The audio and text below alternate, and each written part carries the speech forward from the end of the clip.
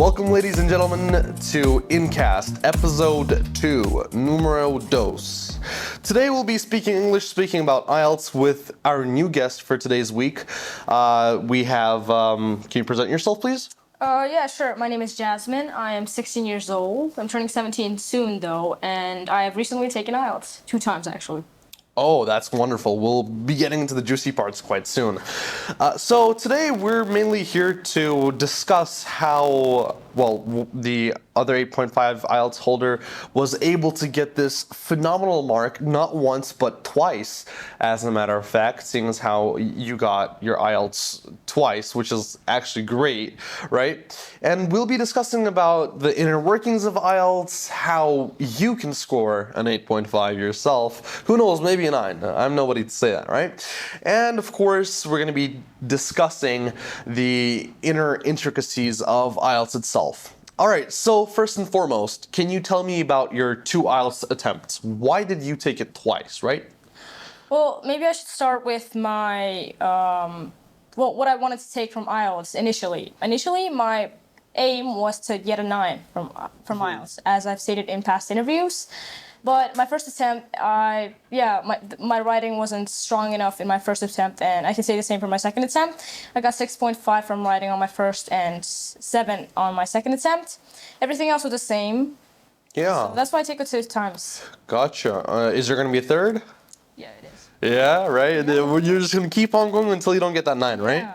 All right. I mean, yeah, that is actually, to be quite frank, phenomenal that you're going forwards and taking IELTS twice, and you're only 16 years old, right? So most of the students here are the exact same age group as you, and like their dream is also to get that IELTS 8, 8.5, 9, right? And who knows, maybe one day you'll be the first woman in Uzbekistan to get a 9.0 from IELTS, right?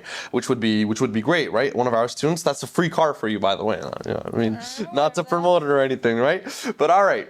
So yeah, you took that twice, and again, congrats, props to you, right? Cheers. However, what do you think on your third attempt, right? What do you think? Would you change something? What would you do different on your third attempt? Oh, yeah, I've given a lot of thought to that, actually, and I've spoken with my teacher, Mr. Fozil, and we've decided that we're going to try out the digital version of IELTS. First of all, that's because I type much faster on computer, and I think that I'd be able to get more into the writing section if I were to type it out loud. Exactly. Rather than if I were to write it with handwriting. And yeah. my hand's also broken, so... So it's going to be a little difficult for you to write. Yeah. Yeah, I mean, I took the digital version myself, and I can completely concur with the fact that writing is much faster and much easier when you're doing it on your PC, right? If I'm not mistaken, I got a 7.5 from writing, which, again, it was not what I expected, right? But yeah, it's what you get in Uzbekistan, I guess. Right? Not too bad. And personally, I would also recommend for the viewers back home to be taking their IELTS digitally, of course, because some people, they're like, nah, I want to go the traditional way. I want to write it down, hand to paper, wrist to knuckle or whatnot. However, our days, they're getting more progressive, and in today's world, everybody uses a PC, right? Everybody has either a laptop or phone or whatnot, and they're on that 24/7 typing, and of course, muscle memory states that once you do something repetitively for lots of times on and off again, you're really going to be able to master it and do that much faster. All right, so yeah, I can agree. Digital version is great. Now, let's move on to the next part. I actually had a question about your other sections. Could you tell me a little bit more about that? Listening and reading sections I consider most, I call them checkmark sections, because I find that you can really get it done with a lot of practice. I find that if you really... Well, I personally, I would say that if anybody went through all the Cambridge sections and really tried it all out, analyzed all their answers, I think an 8.5 at least is guaranteed for one who really puts a lot of practice into it. Yeah, exactly. And my speaking, it was 8.5 on both attempts, which I was pretty disappointed with at first, because I know that I'm capable of getting a 9. Of course. So I hope to get a 9 next time. All right. I mean, what I can say is I got a speaking 9, right? And I actually noticed that the main pivotal difference between 8, 8.5, and the 9, right, is not something that you would recognize straight away, right? So what I would actually recommend for you would be, however cliche this might not sound, you're going to have to use those really cringy, what are they called? Idioms. Yeah, because like if you forget about those, there's no way you're getting a 9. Because I remember when I was like in the examination room itself, I was like, oh, I was out burning the midnight oil. If memory serves me right, this happened, that happened. We were above the grass and whatnot. So I just kept on using different idioms, right? And however, I use them correctly, which is very important because you shouldn't be using idioms. Again, this is for the viewers. You should not be using idioms unless you're 100% certain that these idioms are supposed to go there, right? Like you can't be saying brass tacks about your geometry exam or whatnot, right? And you really have to be able to persistently use these idioms colloquially and correctly, right? So that's great, right? So 8.5. Now, hopefully this time you get a 9, right? So Counting on it. of course. I mean, come on, 9 from speaking. Now that's not a check mark. That's an achievement right there. Great. All right. So let's move on to one of my other questions that I had for you. Now, seeing as how you're our guest speaker and you're only 16 years old, what are your parents' reactions, right, to your high band scores and whatnot? Well, actually, they were pretty surprised. My dad, he also took IELTS, and when he took it, he got an 8, and he was really surprised to see that I got a higher score than him. Of course, I mean, that was like 8 years ago, and he'd probably get a much higher score now if he were to take it. But it's still a good achievement, and they did promise me the latest iPhone for it. I mean, yeah, that is cool. I mean, you're getting a return on your investment, I guess. Yeah, ROIs. Yeah, I mean that's wonderful. And now, tell me a little bit more, of course, about the way that you were studying for your exams themselves, right? For like all the sections, I really want to know. Listening and reading, as I said, I was studying based on the Cambridge books, so textbooks, but I was doing it mostly online, as I said, because I found that more comfortable. And especially Word. listening, I found it harder to get myself to sit over a desk and concentrate on something for half an hour or an hour straight. And I found it much easier to just go on some website and do it online. Yeah, I mean, That was most of it. I can actually agree with you quite a bit about the online part because, of course, using your practice sheets and everything that you're given in the materials from Internation, selfless plug, sometimes you really run out of things to do, right? Because you only have so many things that you can do as per your curriculum states, right? Therefore, you can go out and use online sources in order to really master your craft, right? Yeah. What I remember using quite a bit was just these, like, YouTube channels with their listings, right? In order, Oh, yeah. yeah, there are like millions of IELTS listening videos all around YouTube, and I used to just pick out like the hardest one because I was like a very edgy teen. I was like, oh man, I really need to get the hardest one done. But in reality, IELTS listening, their difficulty is objectively very similar on every single part one, right? But still, I mean, I was like, come on, man, I'm cool. If I get 9 from this hard one, then I get a 9.5 on the real exam. Like that was my that was what I was thinking, right? So it went well, really. And what would you personally recommend for the viewers to study, let's say, for these like check mark, as you put them, sections such as listening and reading? What would you recommend for them to do? Well, first of all, when anybody asks me for advice on these sectors of IELTS, I always give them the advice to track yourself when you do these listening tests and reading tests. I use Google Docs personally, and I created a table for myself where I would record like Cambridge 1, test 1, test 2, test 3, test 4. I would put down my score, and I would have an additional notes section where I would write down what I lacked. Like maybe I lacked focus, maybe I got one question wrong because I didn't understand it in context, and I would then work on my mistakes. Yeah, that's phenomenal. Actually, that's a very good tip because if you are capable of tracking your own progress throughout a certain duration of time, then you'll most definitely be able to see a certain increase in your band score overall throughout, let's say, maybe 4 or 5 months, half a year, who knows. But still, you being able to then further see the difference, either the upward trend or the downward trend. Oh, writing vocabulary now. If you're able to see yourself getting better or worse, then you'll be able to understand if you're doing something right or if you have to take a step back, analyze your current predicament, and then move forwards from there, right? Exactly. Okay, so yeah, I mean, of course, that makes a lot of sense. Now, what would you say about the writing, right? Because you said that was an issue for you, right? What do you think personally, like from your own personal experience, like what stopped you from getting that 7.5 or 8 from writing? Well, what I hear from a lot of teachers, especially here in Internation, is that my sentences, they tend to get a lot of, well, they tend to get Too long? really complex. Yeah. Yeah, because I myself, I read a lot of literature, and Yeah. in literature, as you probably know, there are a lot of sentences that are literally like a whole paragraph. Yeah. And I don't know, maybe I tend to, like, on some subconscious level, try to copy that in my essays. Yeah. Because they are appealing sentences, but I don't know if they really fit into the structure of IELTS. Yeah, exactly.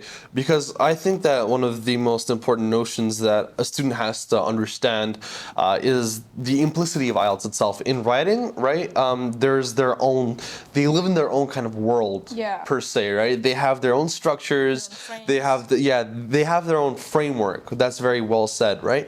So when you're writing IELTS, I remember this was a huge problem for me too. I remember it was extremely difficult for me to get out of this habit of habitually writing like maybe 40, 50, 60 words in one sentence, right? Using like 7 commas and never putting a full stop. So it was very difficult to get out of this habit. What I remember doing actually in order to stop making humongous, giant sentences was read it back in my head, and whenever I made like a natural stop for air, right, or like just a natural stop, I was like, yeah, oh, there we go. He went out to the park with Jimmy and his friends. Oh, there we go. That's a stop, right? If I stop in my brain, that means there should be a full stop there. I never really learned the grammatical rules for punctuation. Only like 3-4 years ago, when I understood that I really needed this, I sat down and had to study all of that by heart. Oh, and talking about grammar, what do you think about grammar, and is it like necessarily connected on a deeper level to IELTS? I'd say it's definitely a vital part of IELTS, but I personally didn't really memorize grammatical structures like in sentences. I tend to have basic grammar knowledge, and last time I studied grammar was like a year back when I was finishing upper intermediate. And yeah, after that, I haven't really touched or dived into the sphere of grammar. Word, I guess I can completely agree with you there as well. Because, again, it is important to be able to understand where and what you have to put, right? But it's not necessarily the twine that connects IELTS, well, grammar and your band score, right? Mainly, what would you say the main factors for getting that higher band score would be? In writing?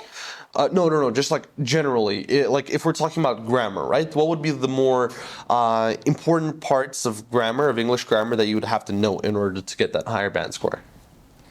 I can't say for sure. I don't know the answer to that. I'm sorry. It's fine. It's fine. Of course, no worries. We're just having a discussion, all right? But still, that was rather a difficult question, right? But I remember I asked myself that exact same question when I was studying for the test itself, and what I really understood that punctuation.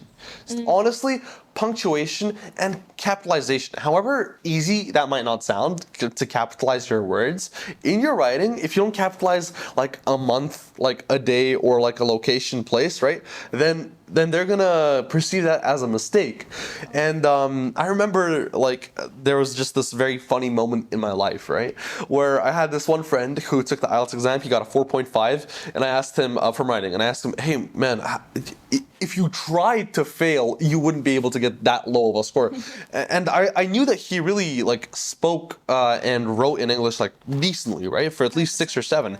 And I was like, what did you do there? And he's like, well, my teacher, he told me that I have to write all capital, right? And he wrote, wow. And he took the IELTS on his computer, right? So this guy, he went in, like, I'm not even kidding, he went into the IELTS room itself, pressed caps lock on his keyboard, and just went ham on his keyboard, and just had like a whole essay that probably, if you read it, it would go like this.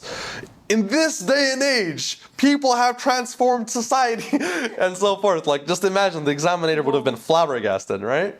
Exactly. Talking about those common mistakes, what would you also, do you have any common mistakes that you would like to note or discuss here? Common mistakes. Yep. In writing, particularly? Yeah, particularly in writing. A mistake I've noticed in myself is that if I try and fit a lot of complex structures, sentence structures into writing part one, is that often they turn into these run-on sentences where I have to look through and then overanalyze them and say, wait, is this really wrong, or might this be considered right? Like, what will the examiner think of this? Yeah, exactly.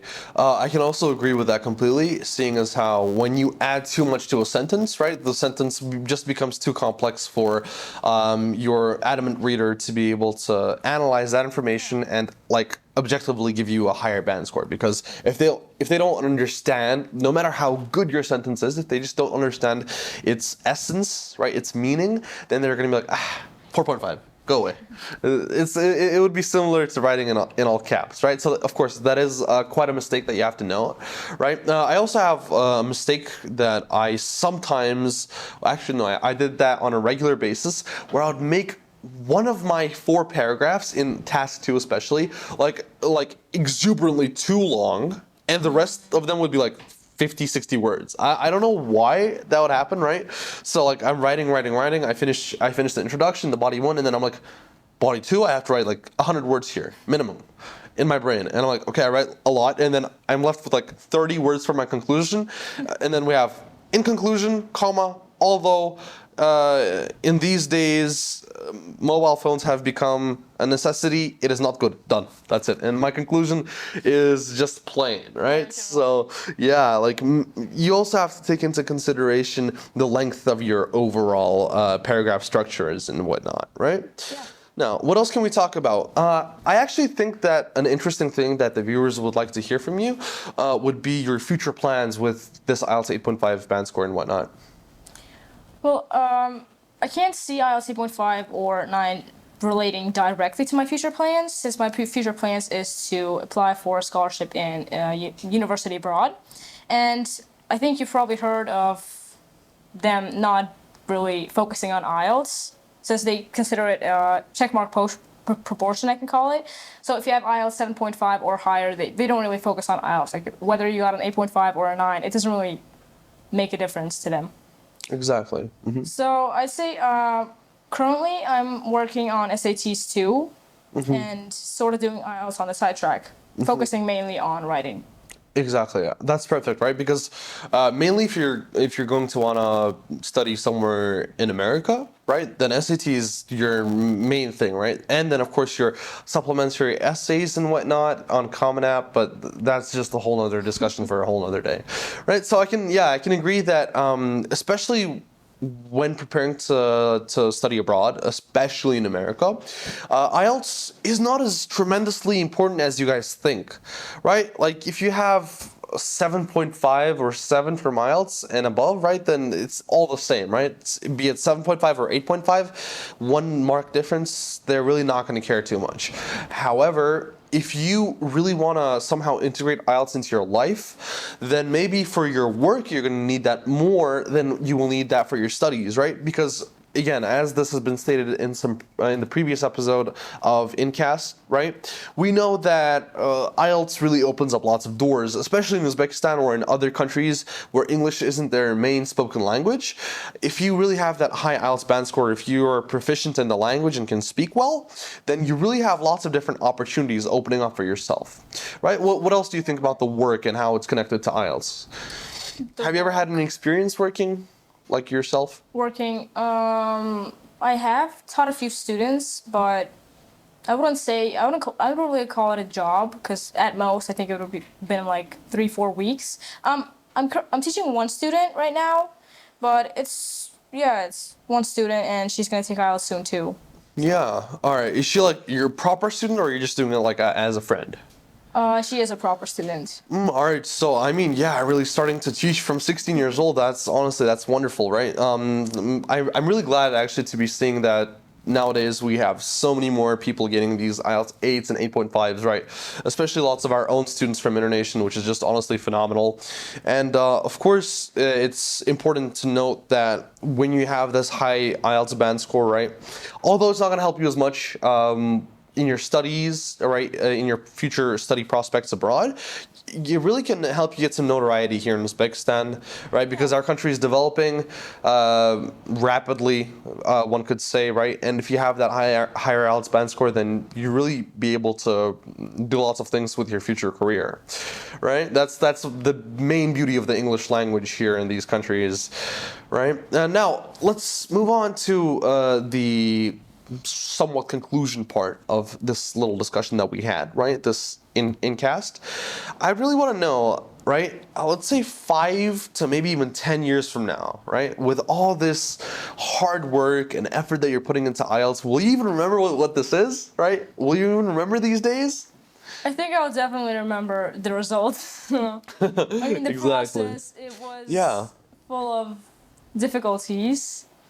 Not specifically relating to English. I wouldn't say I had a lot of problems with the English section. Like, it wasn't really hard tasks for me to do, like the exercises themselves. I find it got better with progress, but I think I definitely remember how I had to put in so much work into it. I had to get printouts. I had to do like 3-4 tests a day, and I think that's something I remember. I mean, yeah. Well, this is basically like the daily routine of our students here at Internation, right? Everybody's really trying to. I can just see, right? If you just like walk across out of this room, right, and just see it firsthand, we have like hundreds of students just sitting like bundled up, right? Really trying to get that grasp of the English language, doing it either for their education, for their overall well-roundedness, or for their educational status, right? Who knows? But yeah, I can agree that really being in that routine, right, somewhat, it does get boring, but I guess this is the result, right? 8.5, right? I mean, was it worth it? Yeah, it sure was. Sure, of course. I mean, I can also remember my time learning, studying, just honestly doing the most that I could to get that score, and I got it. I mean, I was quite satisfied, and at the end of the day, I said, yeah, I mean, I guess it's worth it, right? So, because I got lots of different job opportunities, got into different universities, to prestigious universities, and overall, it really just helped my English language skills itself, right? My public speaking skills, my presentation skills. So yeah, critical thinking, of course, right? IELTS really is connected to just a broader range of linguistical advancements in your own career, right? Now, are there any other things that you would like to add here? Something I'd like to add. No, I can't think. No? All right. I mean, we really discussed the main essence of IELTS, right? Which, of course, it was great, honestly. Now, it was actually really great having you here today. It's great to be here. Yeah, it was really fun. We had some very interesting discussions about IELTS, and I really hope that the viewers back home were able to get something at least educational from our little talk here. I had a tremendous amount of fun, and I was very glad to meet you here today. And guys, all right, let's just wrap this up. For the conclusion, I would just like to say that yes, hard work does pay off, right? It's going to help you inevitably to either go abroad somewhere, study, work, and just expand your overall knowledge. That's the end of the second episode. Hope to see you guys very soon.